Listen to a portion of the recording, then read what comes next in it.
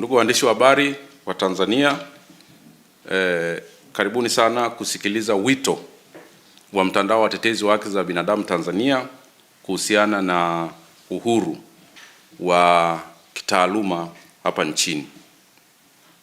Mtandao wa watetezi wa haki za binadamu THRDC unalaani vikali vitendo vya hivi karibuni vya kukamatwa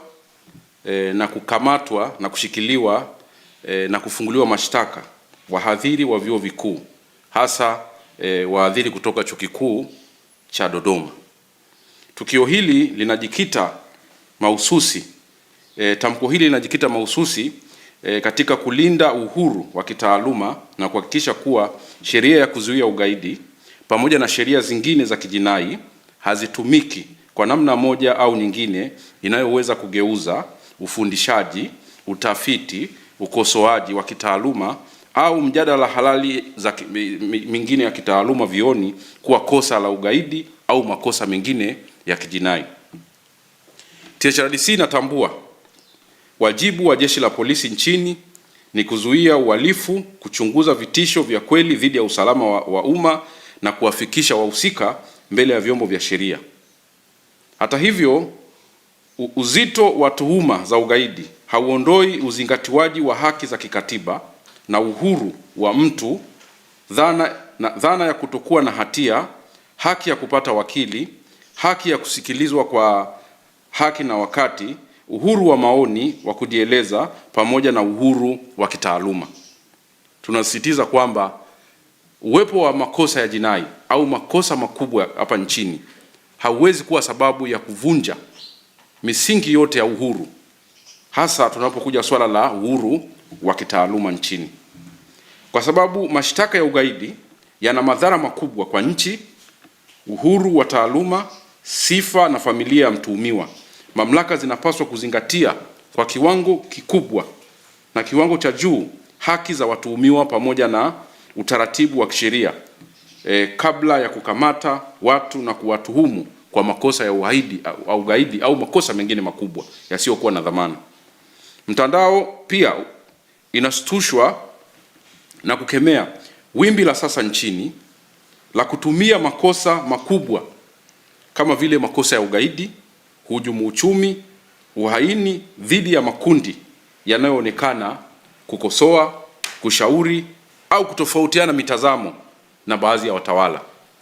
Ni jambo ambalo halina afya kwa taifa kuona makundi yote ya kijamii yanayojaribu kukosoa, yanayojaribu kushauri, yanayojaribu kukemea baadhi ya matukio yakigeuka au makosa haya makubwa yakitumika kama fimbo ya kuadhibu Watanzania hao.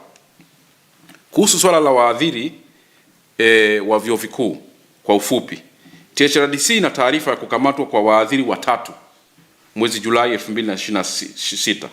Bwana Giovannia Revelenia Bikongolo wa Chuo Kikuu cha St. John kilichopo Dodoma, Bwana Titus Joseph Kituli wa chuo hicho cha St. John pia, na Bwana Melekizedek Kitunzi Kaijage, mhadhiri msaidizi katika idara ya sayansi na siasa utawala wa umma Chuo Kikuu cha Dodoma UDOM.